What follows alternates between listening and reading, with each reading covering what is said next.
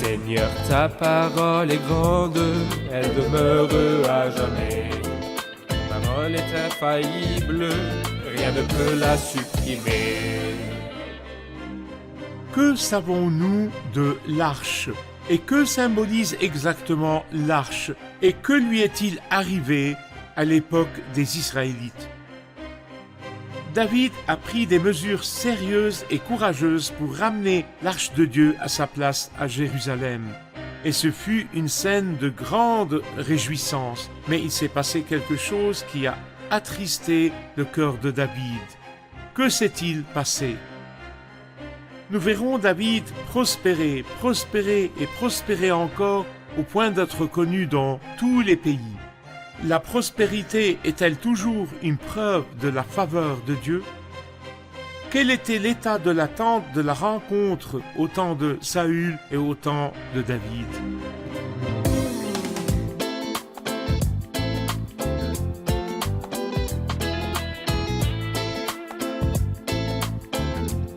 Bienvenue à vous, chers spectateurs, ainsi qu'à tous nos spectateurs dans le monde entier, dans un nouvel épisode de notre émission d'études quotidiennes Toute la Bible, dans laquelle nous étudions tous les livres de la Bible, de la Genèse à l'Apocalypse. Dans notre étude des livres de l'Ancien Testament, plus précisément le premier livre des Chroniques, nous en sommes au chapitre 13 et 14.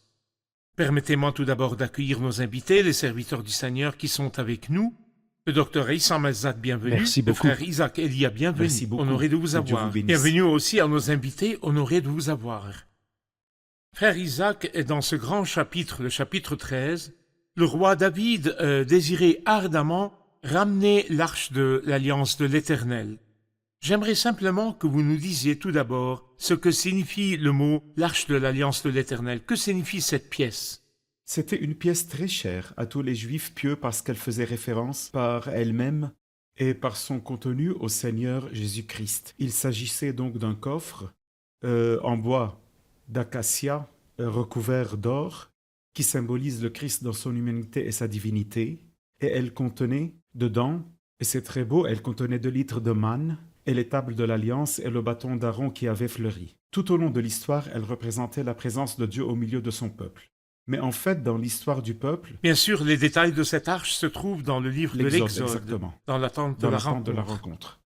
Et nous l'avons vu dans les études précédentes. Nous avons aussi vu précédemment ce qui est arrivé à cette arche à cause de la folie de ce peuple, malheureusement. Au premier livre de Samuel, chapitre 4, Dieu ne leur était pas favorable, et il menait des guerres charnelles pour des motifs seulement humains et égoïstes, et non pour des motifs saints. Quand ils se virent perdants, ils envoyèrent chercher l'arche de l'Éternel. Pour gagner, ils pensaient que l'arche était une mascotte qui les délivrerait. Ils l'ont impliqué dans une guerre qui n'était pas la sienne. Exactement. Le résultat a été que Dieu a permis que sa puissance soit livrée à l'exil, et l'arche de Dieu a été prise par les Philistins, et ce fut un désastre. Ichabod, la gloire est bannie d'Israël. Cependant, rapidement, les Philistins, parce que le Seigneur glorifiait son nom, dès qu'ils ont pris l'arche, les Philistins ont eu des problèmes. Ils ont dit, débarrassons-nous de cette arche. Ils la mirent sur un char et la ramenèrent en Israël. Ils la ramenèrent en Israël dans la maison d'un homme nommé Abinadab, dans un lieu appelé Kiriath Jearim, et elle resta longtemps chez lui. Et voici David dans notre chapitre 13 du premier livre des Chroniques. David voulait la ramener à Jérusalem, mais comme nous le verrons, tous les motifs et tous les moyens n'étaient pas bons. Mais il suffisait qu'il pense à ramener l'arche de l'Éternel là où elle devait être. Dr. Issam, David a réfléchi dans son cœur et a consulté son entourage pour savoir comment ramener l'arche. Quelles sont les circonstances de cette histoire? C'était un très beau désir dans le cœur de David de ramener l'arche. Et je crois que, d'après les principales pensées qui étaient dans l'esprit de David, que Dieu occupait une grande place dans le cœur de David. C'est pourquoi les choses de Dieu lui étaient chères. Il voulait faire des choses pour plaire à Dieu, y compris ramener l'arche et, on le verra, construire une maison pour Dieu, etc. Le problème de David ici est qu'il a consulté des hommes. David tint conseil avec les chefs de milliers et de centaines, avec tous les princes, puis il a dit à toute l'assemblée d'Israël, « Si vous le trouvez bon », il avait le désir. Et ce désir avait des règles. Et je pense que David était de ces personnes qui comprenaient la parole de Dieu. Et ces règles pour ramener l'arche de l'Éternel, tant que le désir était là, n'avaient pas besoin de consultation. car consulter ces hommes a peut-être été l'une des raisons pour lesquelles David l'a ramené d'une manière qui n'était pas conforme aux règles. Qu'est-ce qui conforme aux règles? Que disent les règles sur Au cette chapitre méthode? 4 du livre des Nombres, il est prescrit que l'arche devait être invisible en le portant. Aaron recouvrait l'arche et elle était munie de barres. Ces barres devaient être portées par des prêtres. Et l'arche devait être portée par le clan de Kéhat, les Kéhatites. Portée sans être vue, sur les épaules et non pas placée sur un char. Et tant qu'il marchait dans le désert pendant de longues années, depuis la construction de la tente, jusqu'à l'entrée dans le pays, l'arche était portée. Elle n'était jamais placée sur un char, et toujours portée sur les épaules. Le désir de David l'a ramenée. Mais l'entrée, peut-être qu'il n'a pas fait attention, peut-être que ce qu'on lui a conseillé de faire l'a poussé à ne pas la ramener conformément aux règles, ou selon ce que dit la parole de Dieu, de la façon dont cette arche devait être ramenée. Et cela nous montre que l'attachement à la parole de Dieu est nécessaire pour savoir quoi faire. Je ne suis pas libre de choisir la manière. Peut-être ont-ils repris l'idée des Philistins lorsqu'ils ont pris l'arche de l'Éternel. Et ils s'étonnèrent que l'arche de l'Éternel, en entrant chez eux, était la cause de leur malheur. Dieu s'est défendu. Ils voulaient même la rendre. Les Philistins ne comprenaient pas. Ils la remirent sur un char et la renvoyèrent. Les Philistins. Ils pouvaient le faire. Mais toi, tu as des textes dans la parole de Dieu. Tu t'engages à les respecter, tu t'engages à respecter ce que Dieu a dit. Dieu sait ce qui est bon et il sait pourquoi il le fait. Si David s'était engagé à le faire, il n'aurait pas imité les Philistins dans leurs actes. Il n'aurait pas consulté non plus son entourage, mais les choses se seraient passées conformément aux règles. Et comme ça n'a pas été le cas, et cela a causé des problèmes. Peut-être même y avait-il un autre facteur. Non conforme aux règles aussi, lorsqu'il la ramené plus tard, la Bible dit qu'il lui dressa une tente. Cette fois-ci, il ne l'avait pas fait. Il n'avait pas préparé de place pour le retour de l'arche. Il y avait donc de nombreuses erreurs qui ont conduit David à commettre ces erreurs aux conséquences douloureuses. Nous allons faire une pause puis prendre une question du public. Chers spectateurs, je vous retrouve après la pause. Ne quittez pas.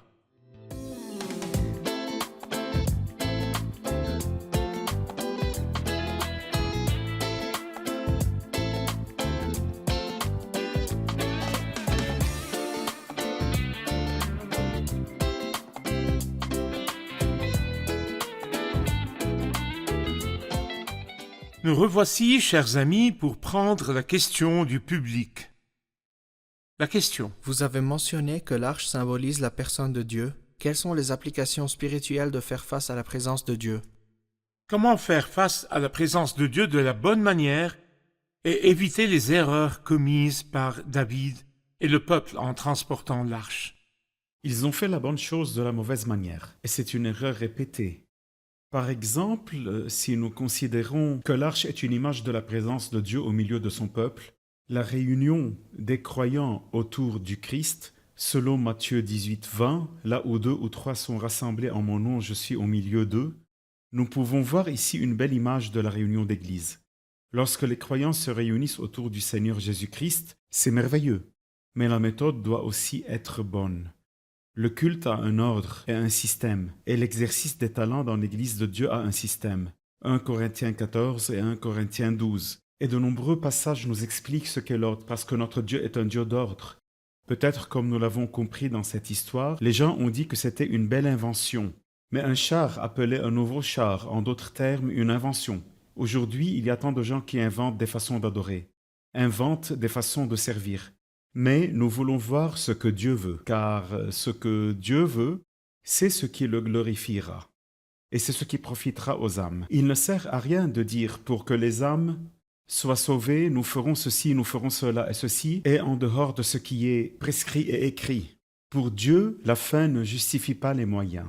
La fin doit être sacrée, l'adoration, l'édification des croyants, le salut des âmes, c'est beau. Mais il faut aussi que les moyens soient Vous bons. voulez dire que la parole nous gouverne? Oui, Nous gouverne dans notre culte, nous gouverne dans notre façon de prêcher, oui. nous gouverne dans nos actions. Nous marchons selon la parole. La parole a le dessus et l'autorité la plus haute Sinon, je en ne serais toutes pas un choses. serviteur de Dieu. Serviteur signifie que j'obéis à Dieu. Parfait. Surtout si l'arche symbolise pour ce peuple la gloire de Dieu, c'est le lieu où Dieu est glorifié. Parler de la gloire de Dieu, personne ne peut glorifier Dieu si ce n'est Dieu lui-même. Et personne ne peut établir les règles pour la glorification de Dieu lorsqu'il est présent au milieu de son peuple. Si ce n'est Dieu lui-même, personne ne peut donc établir l'ordre dans l'Église. Quand l'Église se réunit, les réunions d'Église, quand toute l'Église se réunit, qui peut établir l'ordre? Qui sait ce qui est bon? Nous ne devrions pas ni rajouter ni juger ce qui est bon de notre côté. Même si ce sont des choses qui paraissent bonnes, parfois les autres choses sont attirantes, parfois même confortables, réjouissantes et parfois bien agréables. Mais nous ne sommes pas libres.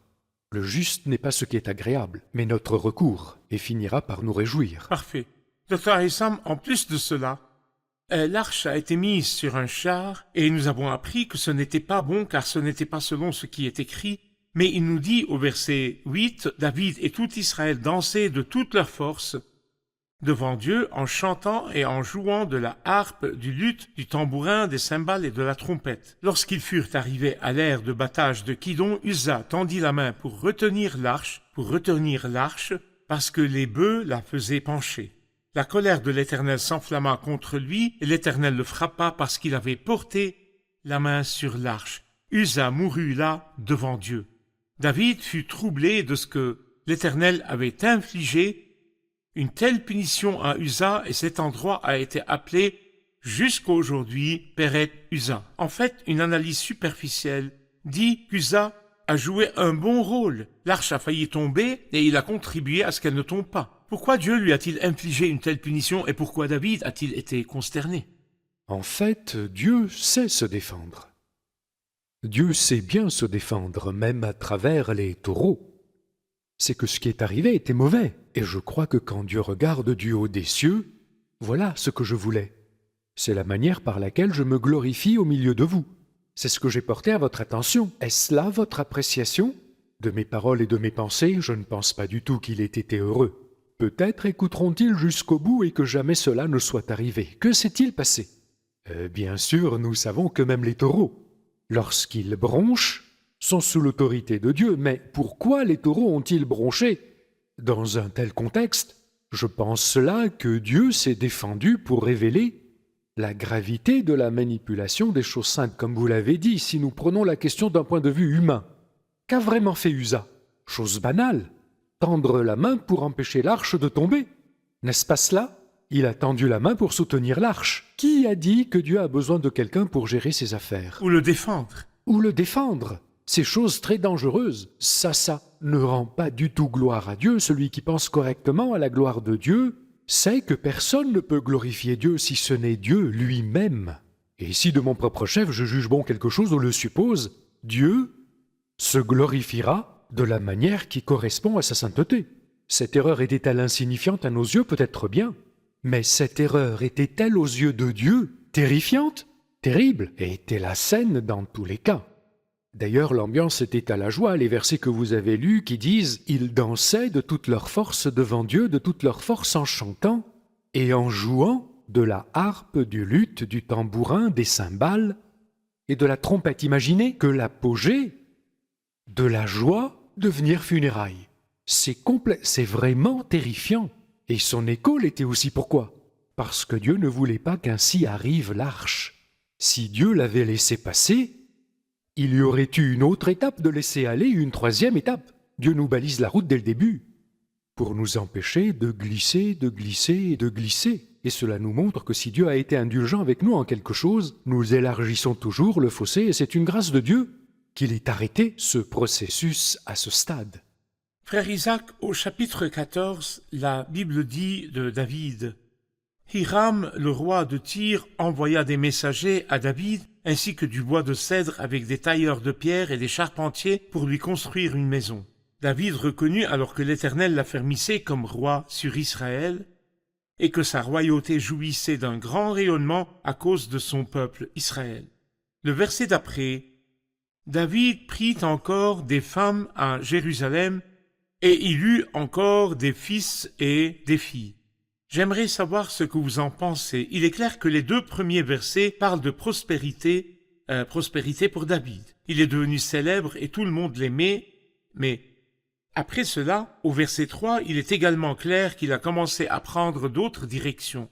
Ce succès était-il approuvé par Dieu ou non? Et l'action qu'il a entreprise au verset 3 concernant ses nombreuses femmes, une question intéressante et profonde. La renommée d'une personne ou son succès ou la renommée d'un serviteur ne sont pas toujours signes que le Seigneur approuve ce qu'il fait.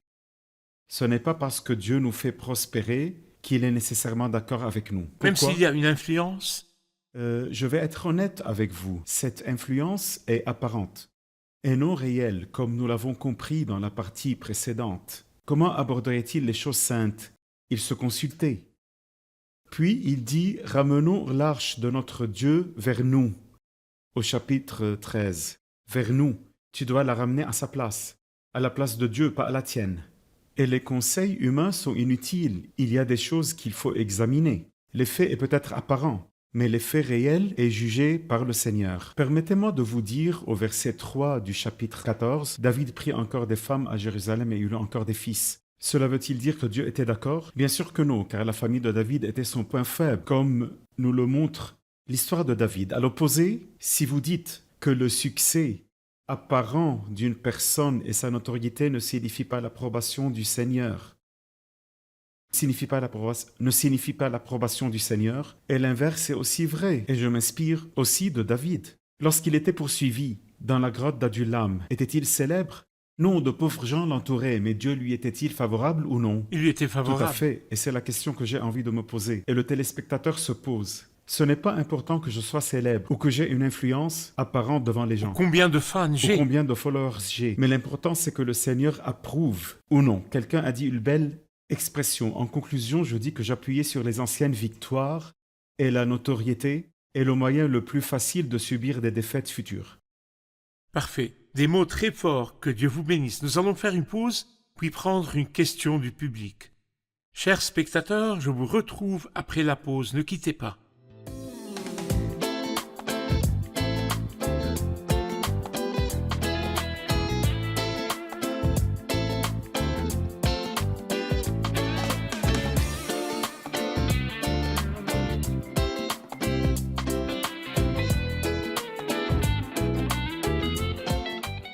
Nous voici de nouveau, chers amis, pour prendre la question du public. La question. Dans les chapitres que nous étudions, 13 et 14 de 1 Chronique, David a apporté l'arche avant de combattre les Philistins. Mais en étudiant les chapitres 5 et 6 de 2 Samuel, nous avons vu que David a ramené l'arche après avoir combattu les Philistins. L'arche a-t-elle été ramenée avant ou après le combat contre les Philistins? Quand l'arche a-t-elle été ramenée avant ou après sa victoire sur les Philistins? Le deuxième livre de Samuel divise les deux situations, combine les deux situations, alors que le livre des Chroniques la divise en deux. C'est que Samuel combine les deux situations au chapitre 6 et les Chroniques les divisent. Tant qu'ils ont été combinés, le moment où ils l'ont été est donc le bon moment. Mais le deuxième moment, c'est que les livres des Chroniques a divisé ceci seul et cela seul, et a inséré l'histoire des Philistins au centre. Frère Isaac, à partir du verset 8 du chapitre 14, David vainc les Philistins, et la Bible nous raconte les détails de cette guerre et comment il les a vaincus, mais j'aimerais tirer des leçons de cette guerre. Dites-nous comment David a triomphé. Quelles sont les raisons de la victoire de David dans cette guerre? David était devenu roi et les Philistins sont venus le combattre. Mais la première chose que fit David a été de demander Dieu quoi faire. Et c'est excessivement beau.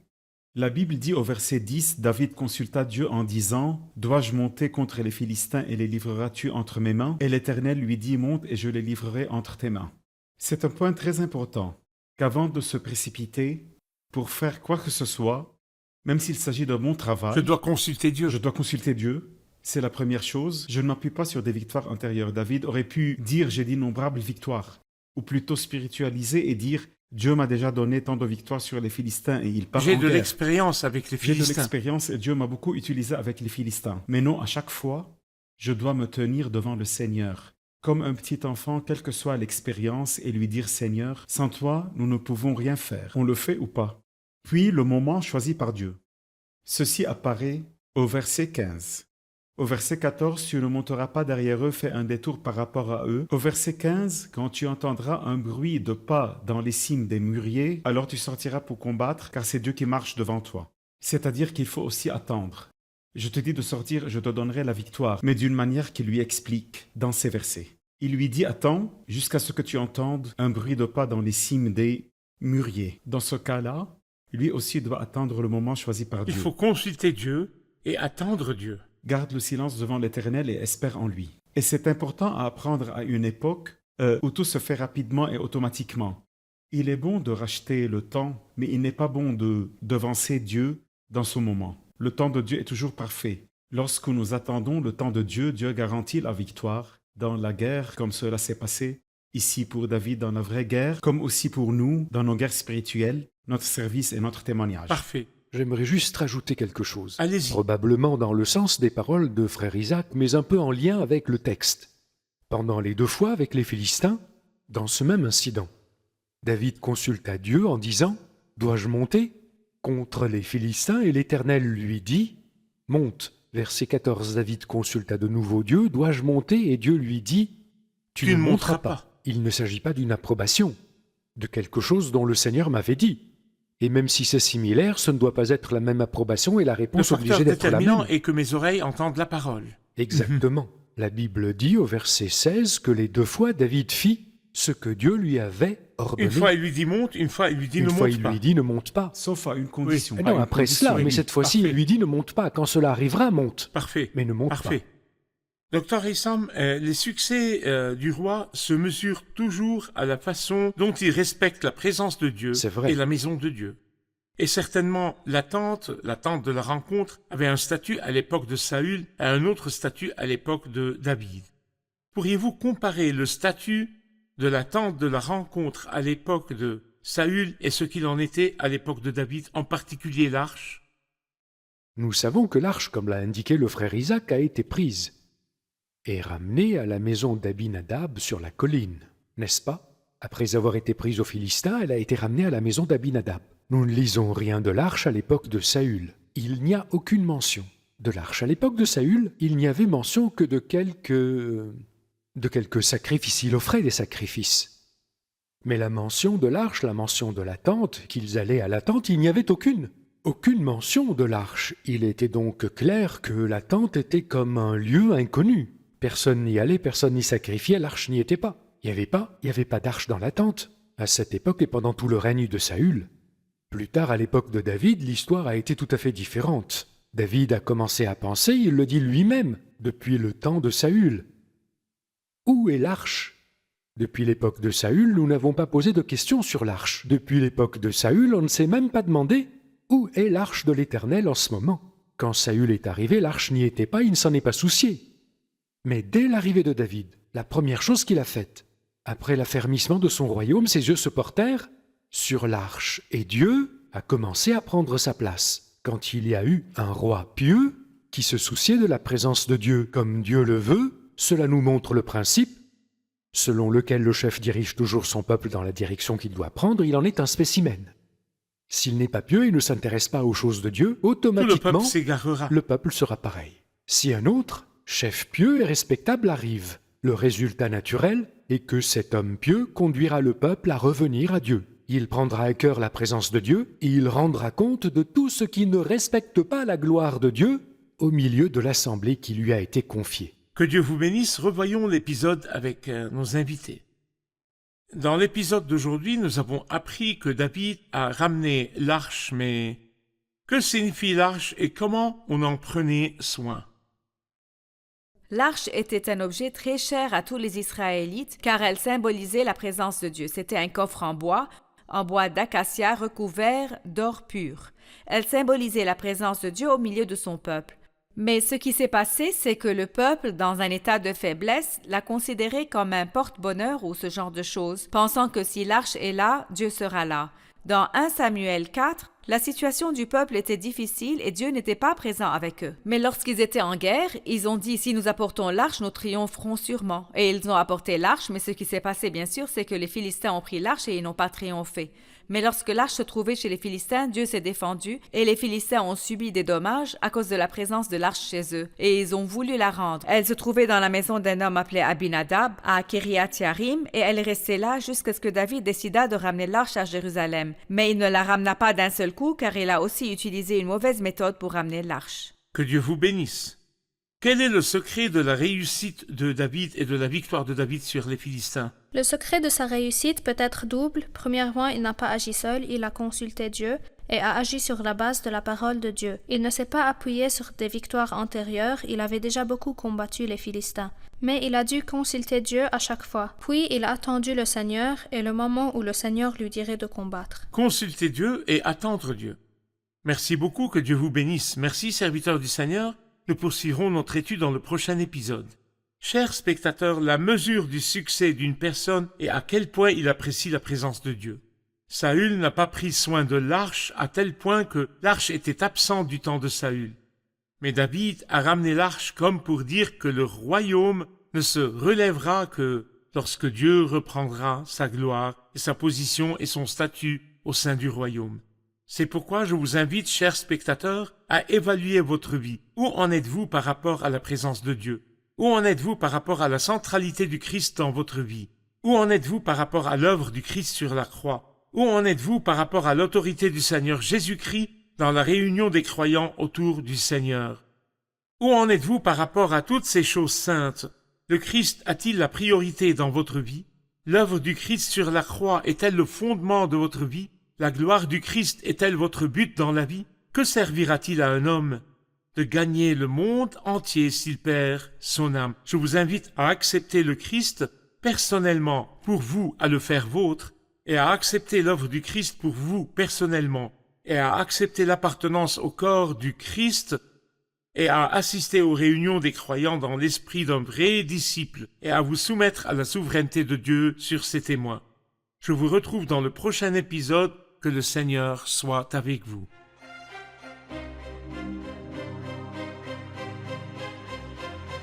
Comment David a-t-il appris de son erreur et a ramené l'arche de l'alliance de Dieu à Jérusalem de la bonne manière, comme le prescrit le livre de la loi de Dieu?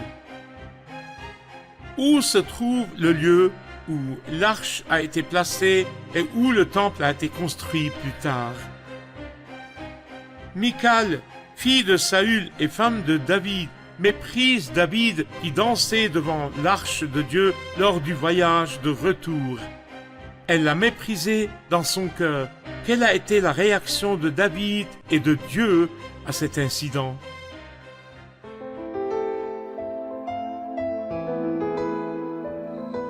Seigneur, ta parole est grande, elle demeure à jamais. Ta parole est infaillible, rien ne peut la supprimer.